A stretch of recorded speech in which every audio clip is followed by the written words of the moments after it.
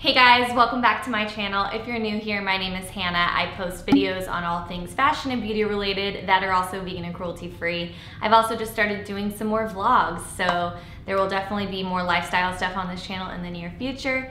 I hope you guys are liking those, but today is gonna be all about the beauty. So I have two new products here that I wanted to review for you. I get so many questions about vegan and cruelty free foundation.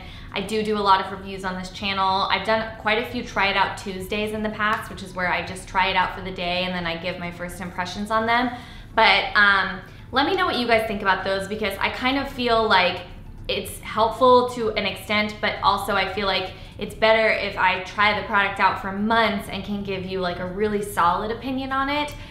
Sometimes, you know, if you wear it and you have a good skin day, you might get a good impression of it, and then the next day it's not as good. So I just want to make sure I'm as helpful to you guys as I possibly can be. So with this, I have been using these for months now, so I have a really good idea of the product, how it works, if I like it. So I think that this might be what I'm going to do in the future instead of Try It Out Tuesdays. The first product I have is the Too Faced Primed and Peachy Cooling Matte Skin Perfecting Primer. It is infused with peach and sweet fig cream. This is a fairly new product of theirs. They have their whole peach collection. So the foundation is the one that goes along with it. It is the Peach Perfect Comfort Matte Foundation. It is oil-free. It claims to have a 14-hour wear, oil controlling, and photo friendly. So I've been using both of these together. I'm sure that you could mix and match, but I like the idea of using a matte primer with a matte foundation just because I like my skin to be pretty flawless, and then I like to amp up the glow with things like a highlighter or a setting spray that's really dewy, things like that. So I really like this combination. I think that a primer is 100% necessary in doing your makeup. If you're skipping this step, you might be missing out on the full potential of your makeup.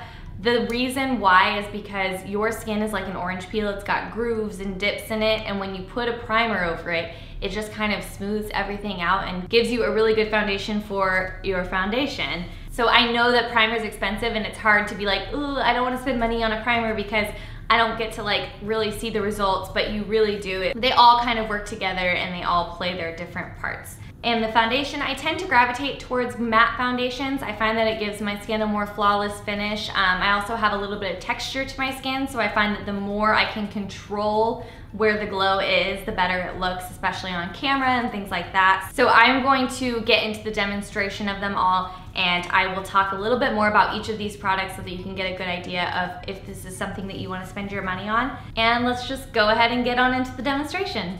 Okay, so I'm going to start with the primer, and I'm like pretty much halfway done with this primer. I've been using it pretty much every day since I got it, and I think that says a lot about it.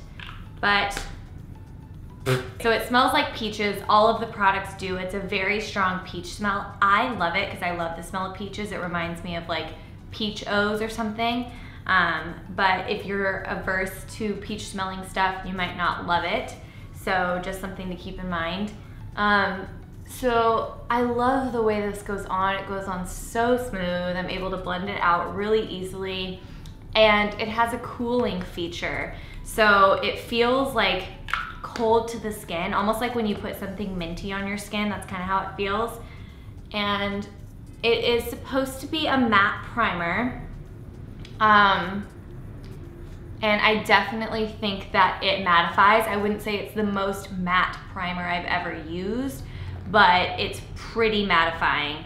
And personally, even though I like a matte primer, I don't want it to be so matte that I don't get any sort of glow. So the primer is on, and now I'm gonna move on to the foundation.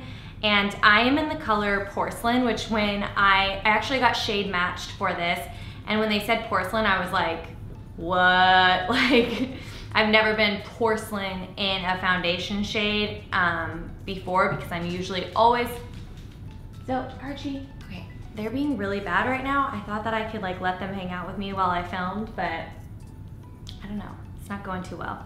I never usually get matched as porcelain. I'm always like the shade above it. So I'm still very fair skinned, but I usually get like a shade above porcelain, and especially if I've self-tanned, then I'm not porcelain at all. I'm like 2 or 3 shades above porcelain, but I think that these run a little bit dark, so that's something to keep in mind, that you'll probably want to go with a shade lighter than what you would normally go with. So it comes in a pump container. This is a hot mess because I use it pretty much every day lately.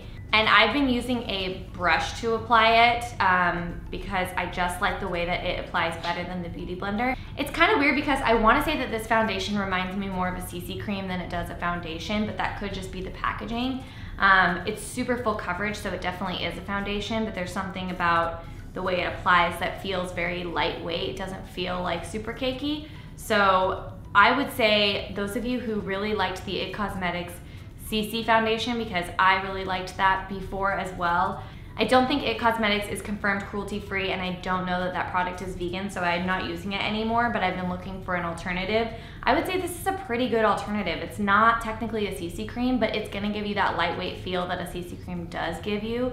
So let's go ahead and apply it. So I just do a couple pumps on a brush, and then I will just swirl it onto the face.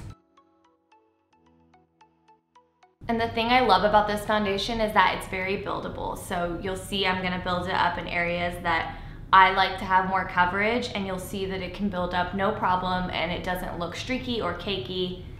I love it. Hello. Do you have something to say about the foundation? Look at this tongue. Are you kidding? Are you kidding me, dude? Are you kidding me? Oh my God. Who let you be this handsome? I'm gonna do a couple small pumps on the other side of the face. This is my problem side. I get quite a few breakouts, and I have some scars from previous breakouts, but my skin has been doing better than it ever has been. Knock on wood, I don't have any wood near me. I'm gonna be sharing more skincare stuff throughout the next couple of months, so I will fill you guys in on what I've been using. Okay, and then a couple of pumps on the forehead. By the way, this brush is an Urban Decay brush. It's one that I really love. It's their large tapered foundation brush, the F101, and I am a big fan of their brushes if you are in need. Okay, so I'm gonna build it up on this side so you can kind of see how the coverage is really good. But like I said, it doesn't feel cakey. Like, you don't feel like you're wearing a ton of makeup. It doesn't feel super heavy on the skin. I don't get that feeling when I get home at the end of the day, like, oh, I need to take my makeup off ASAP. Like, obviously I love taking it off. It's always good, but I don't have that like strong urge where I'm like, I feel like if I have this on any longer, it's gonna result in pimple city. Okay, so now that this is on my face, you guys can see the finish a little bit better. I would say it's definitely matte, but again, like I said with the primer, I wouldn't say it's the most matte foundation I've ever used. Like, I don't see any shine, but it also still doesn't make me look like powdery and dry, if that makes any sense. Like, I still kind of can see a little bit of my natural glow peeking through, which I really like, and especially if you have combination skin, so you're trying to control the oil, this is a great foundation for you. I really love it. Hello, we are back. The camera died, so what you missed was me putting on this concealer. This is the Tarte Shape Tape Concealer in Light, and I just patted it on with a concealer brush. Since I already used a brush, I didn't want to like wet a beauty blender and do all that, so I just used a brush for the concealer as well.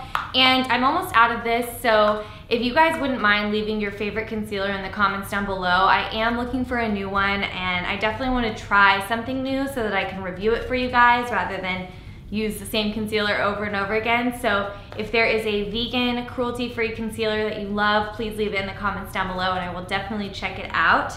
And now I'm just going to set this with a little bit of powder. So this is the NYX HD Finishing Powder.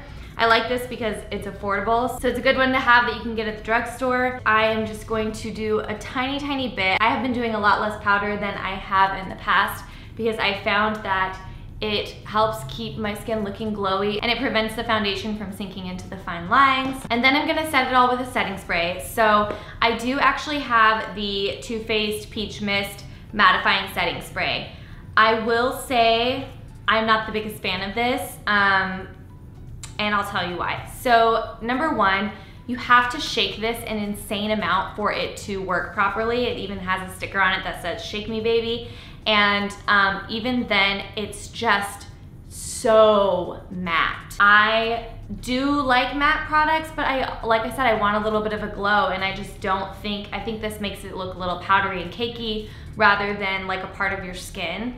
And if you don't shake it properly, it's a hot mess. Like, it sprays all over. You'll have like little white dots all over your face that looks like a bunch of pimples. Like, I'm just not the biggest fan of this. It smells really good, but other than that, I probably wouldn't buy that again. And I'm gonna finish the rest of my makeup, and then I'll be back to finish the video. Okay, we meet again. I don't know how many times I have sat down and got up and sat down between this video, but it's been a lot. So anyways, my makeup is done. I will link everything that I used to get this look down in the description box down below if you are interested.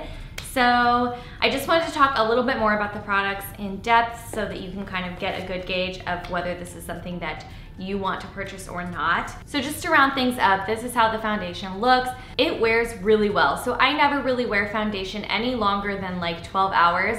So I wouldn't be able to speak to as how long it can last with that. But with my skin type and with the setting powder and the setting spray that I use, I find that it does last about 12 hours. If I touch my face a lot, maybe it'll come off in patches, but other than that, it has a pretty good finish all throughout the day, which is going to be great for those of you who don't like to reapply your makeup throughout the day. I'm the same way, so I get it. But I definitely am a big fan of both of these products.